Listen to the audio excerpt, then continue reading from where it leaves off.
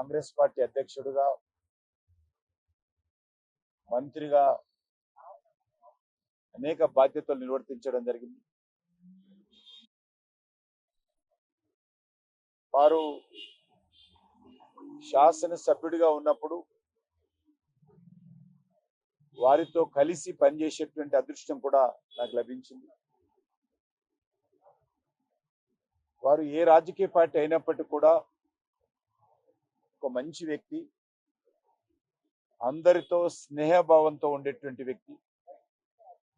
ముఖ్యంగా రాజకీయాలలో యువకులు రావాలని అనేక సార్లు అందరి ముందు అనేటువంటి వారు. రాజకీయాలలో యువకులు వచ్చి పనిచేయాలని కోరేటువంటి వారు.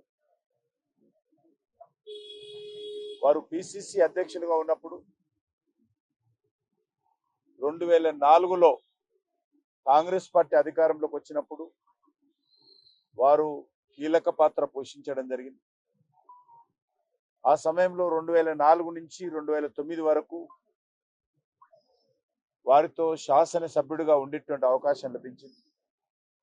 ఆ తర్వాత అనేక సార్లు ఎప్పుడు కలిసినా, ఎక్కడ కలిసినా ఎంతో ఆప్యాయతతో మాట్లాడేటువంటి వారు. ప్రస్తుతం ఉన్నటువంటి పార్లమెంట్ సభ్యుడు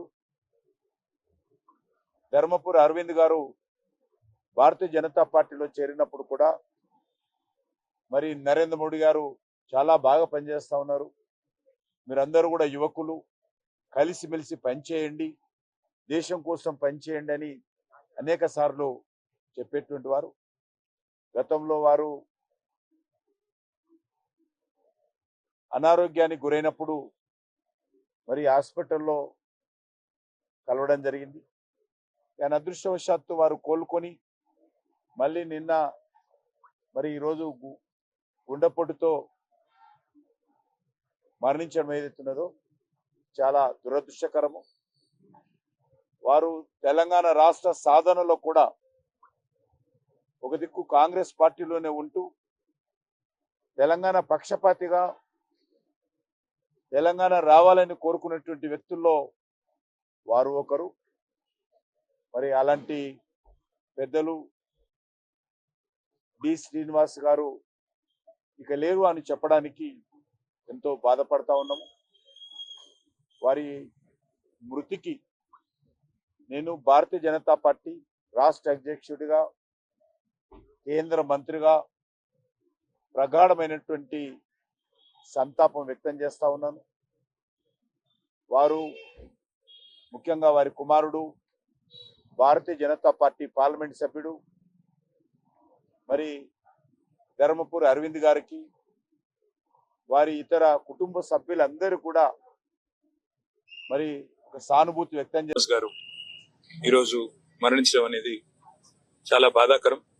పెద్దలు మా పార్టీ అధ్యక్షులు కేసీఆర్ గారి ఆదేశం మేరకు గౌరవ శాసనసభ్యులు మాజీ మంత్రివర్యులు ప్రశాంత్ రెడ్డి గారు, జగదీష్ రెడ్డి గారు, నేను, అదేవిధంగా మా నాయకులు మాజీ ఎమ్మెల్యే గణేష్ గారు, మాజీ ఎమ్మెల్యే సురేందర్ గారు, ఇంకా సోదరులు బాల్క సుమన్ గారు, రాగిటి లక్ష్మారెడ్డి గారు అందరం కూడా కలిసి వారి కుటుంబానికి సంతాపం తెలియజేయడానికి, వారి కుటుంబానికి మా పార్టీ తరఫున, మా అందరి తరఫున వ్యక్తిగతంగా కూడా సానుభూతిని వ్యక్తం చేయడానికి ఇక్కడికి రావడం జరిగింది.